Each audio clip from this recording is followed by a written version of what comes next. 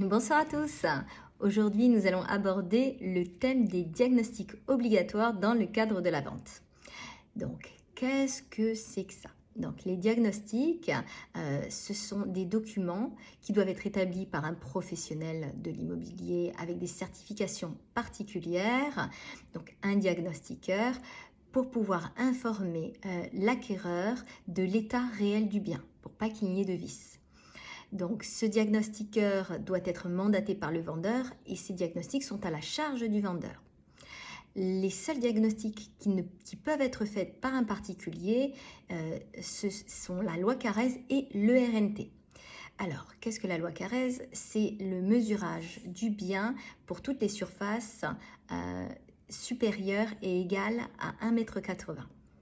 Donc, pour toutes les surfaces inférieures, ça n'est pas considéré comme de la loi Carrez. Alors, je vous déconseille fortement, dans le cadre d'un achat, au vu des montants qui sont échangés, de faire votre propre mesurage. Ça n'en vaut pas la peine.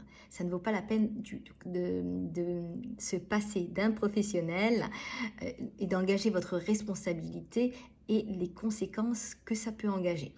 Un diagnostiqueur a l'habitude de le faire, il arrive, il fait son mesurage, il est outillé pour, et s'il y a un problème, il engage sa propre responsabilité. Donc, le RNT, c'est le diagnostic des risques naturels et technologiques. Donc, il informe l'acquéreur de la zone dans laquelle se trouve le bien qu'il va acheter.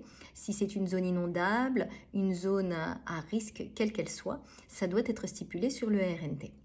Ensuite, vous avez les diagnostics électriques et pour le gaz. Donc, ce sont les diagnostics qui sont obligatoires pour toutes les installations qui ont plus de 15 ans. Donc, bien entendu, ces diagnostics sont là pour protéger l'acquéreur et le vendeur, à savoir que bon, si vous visitez un bien vétuste, ne soyez pas étonné qu'il y ait des anomalies.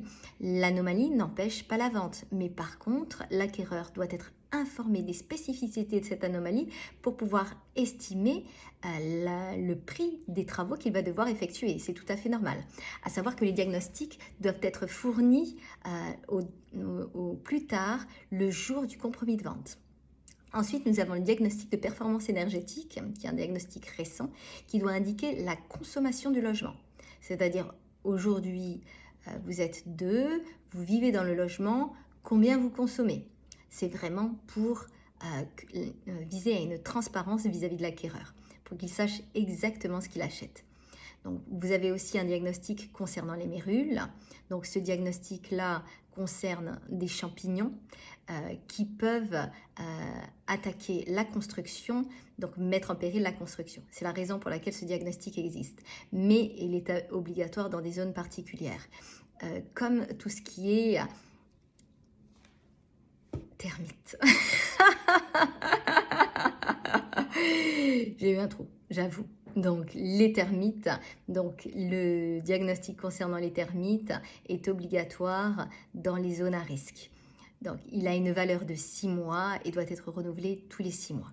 Donc, concernant les diagnostics aussi électriques et de gaz, ils n'ont une valeur que de 3 ans avant le terme du compromis.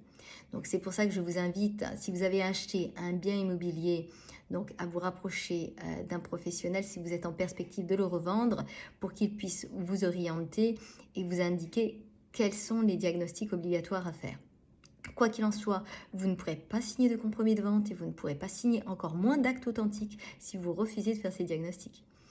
Donc, c'est pour vous protéger et c'est pour protéger l'acquéreur. Donc, c'est dans l'intérêt de tout le monde de les faire. Ça paraît un petit peu fastidieux, mais en cas de litige, vous serez protégé grâce à ces documents.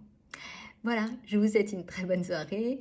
J'espère que la vidéo vous a intéressé. À très bientôt. Au revoir.